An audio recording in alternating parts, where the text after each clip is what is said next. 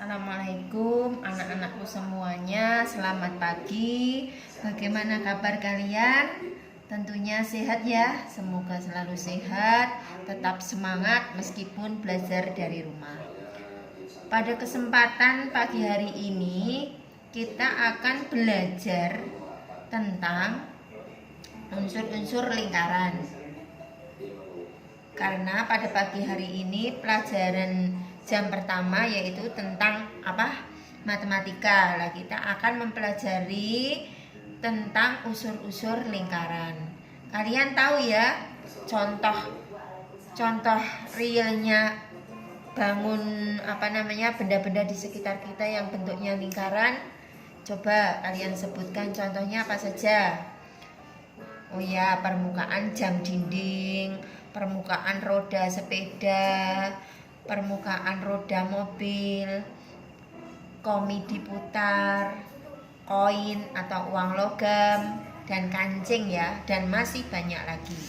Nah, kalian harus tahu unsur-unsur lingkaran itu ada apa aja. Mari kita pelajari. Perhatikan ya. Ibu guru gambar lingkarannya dulu.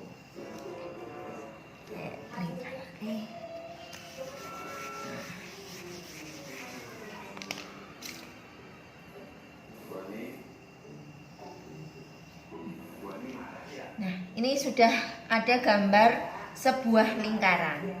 Kalian tahu ya kalau lingkaran itu contoh roda. Roda itu mempunyai poros, namanya poros roda atau as. Nah, kalau pada bangun datar lingkaran itu namanya adalah titik pusat. Jadi P ini namanya kan titik pusat. Titik pusat itu ditulis dalam huruf abjad, bisa titik pusatnya A, bisa B, bisa T, bisa S. Berarti bisa ditulis menggunakan huruf abjad dari A sampai Z. Ini tadi titik P merupakan unsur yang pertama yaitu P. P ini adalah titik pusat. Ya. Lingkaran itu tidak memiliki sudut ya. Sekarang unsur yang kedua. Lingkaran itu memiliki yang namanya diameter atau garis tengah. Nah, Bu Guru kasih huruf A, B. Ini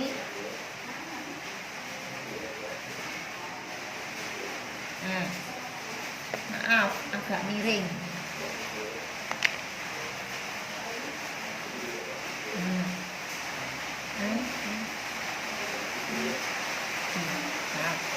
Sekarang kalian perhatikan. Di sini setelah titik pusat, unsur yang kedua yaitu tentang diameter. Diameter itu kalian perhatikan. Dari titik A sampai titik B, dari titik C sampai titik D itu disebut diameter. Ya, berarti tulisnya kita AB dan CD disebut diameter. Diameter atau sering disebut garis tengah. Nah, sekarang unsur yang ketiga. Kalau tadi A sampai B itu disebut diameter, kalian tahu roda, ini ibaratkan roda sepeda, dia mempunyai yang namanya ruji atau jari-jari. Ya, kalau jari-jari itu mana ya? Yang mana? Ayo sekarang jari-jari itu A sampai P. Ya, A sampai P itu disebut jari-jari. P sampai B itu juga jari-jari. P, D, jari-jari. C, P juga jari-jari. Berarti Bu Guru tulis di sini AP, BP, koma PD, koma CP itu disebut jari-jari. Nah, apa ya hubungannya jari-jari dengan diameter? Kalau tadi diameter itu A sampai B, sedangkan jari-jari A sampai P. Berarti hubungannya diameter itu adalah, kalau AP ini disebut jari-jari, lambangnya huruf R, GPR. Berarti kalau diameter A sampai B adalah R tambah R, atau kita tulis sebagai 2 kali R. R itu jari-jari, berarti 2 kali jari-jari ya. Kalau jari-jari berarti apanya diameter? Kalau diameter tadi A sampai B, berarti kalau jari-jarinya adalah setengah kali diameter. Ini hubungannya ya. Kita kurung, kita kotak biar paham. Nah, sekarang unsur yang keempat.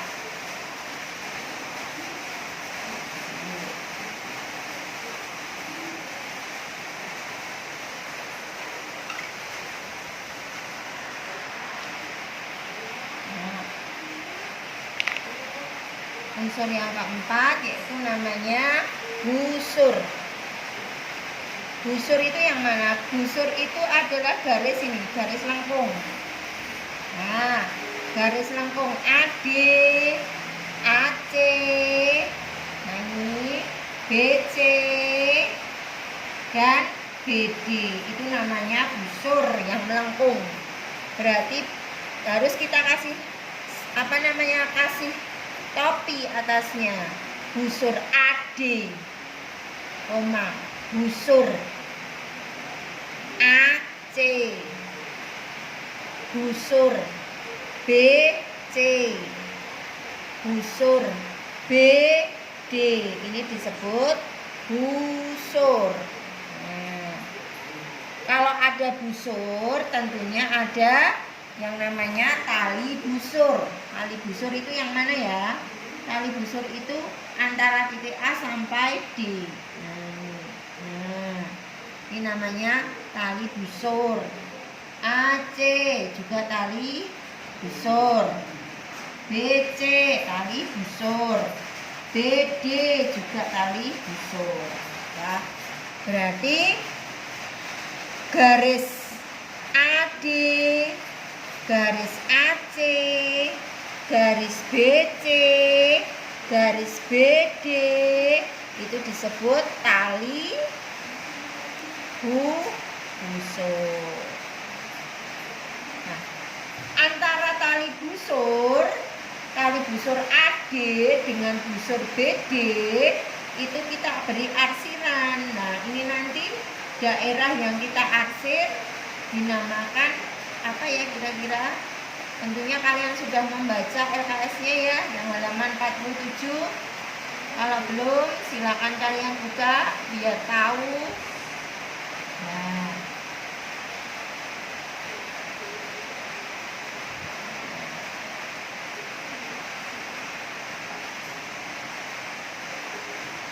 ya. Sekarang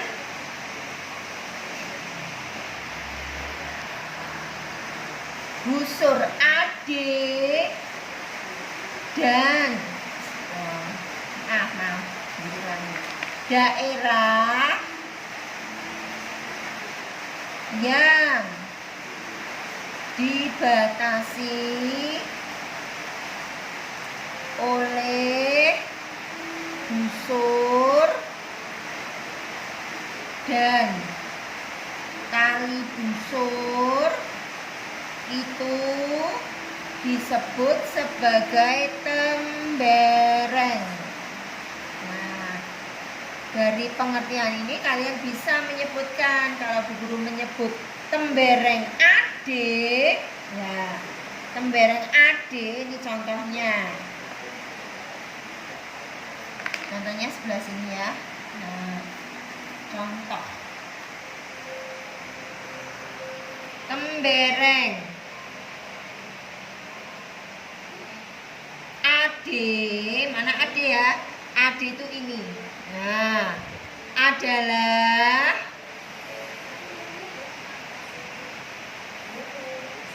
daerah yang dibatasi oleh apa ini di sini ada apa aja ini lembarannya? Ada busur AD dan tali busur AD. Jadi abjadnya sama. Ya, guru ulangi. Tembereng AD adalah daerah yang dibatasi oleh busur AD. Lengkungnya ini namanya busur, diingat-ingat.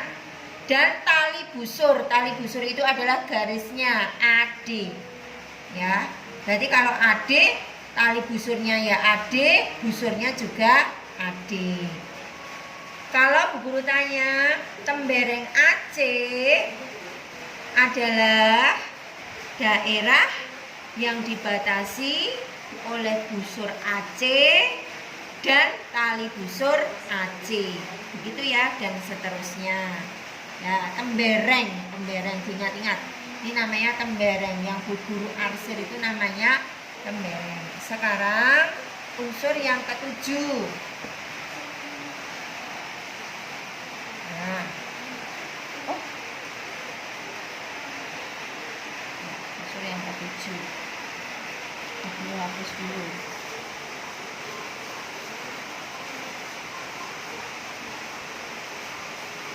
Unsur yang ketujuh kita mau membahas tentang juring.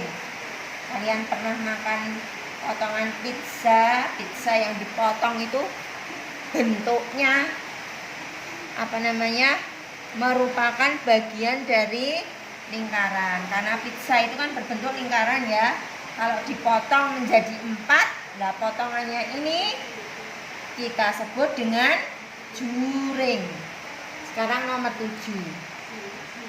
Juring itu adalah daerah yang dibatasi oleh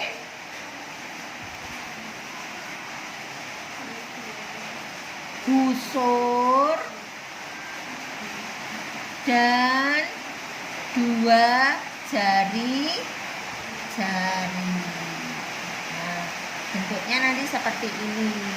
Nah, ini potongan pizza. Ini namanya busur. Yang ini namanya jari. Ingat-ingat, jari-jari. Contoh. Ini disebut juring. Nah, ingat potongan pizza, ingat juring. Nah, sekarang Bu Guru bilang kalau juring CPA.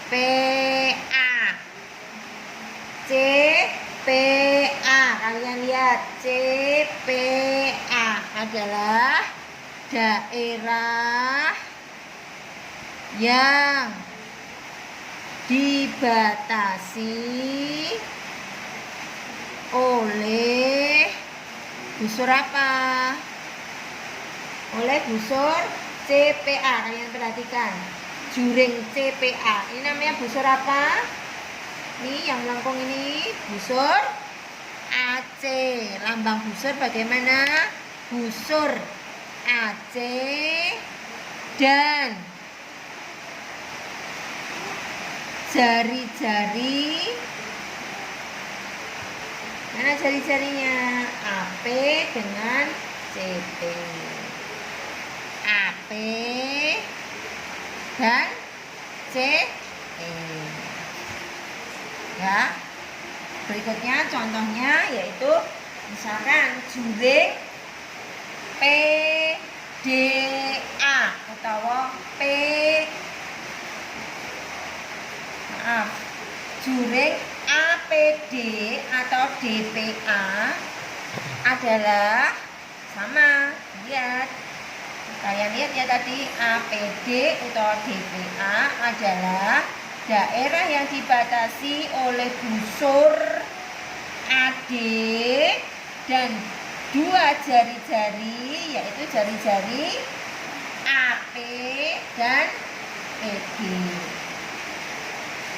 Begitu pula kalau namanya juring CPB, CPB adalah daerah yang dibatasi oleh busur BC dan dua jari-jari, yaitu jari-jari CP dan BP. Itu dan seterusnya ya. Sekarang yang terakhir, unsur yang ke-8 yaitu namanya apotema. Apotema itu gimana?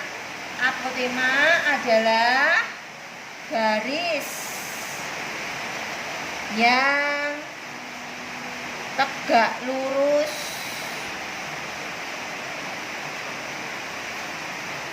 dari titik pusat ke tali busur.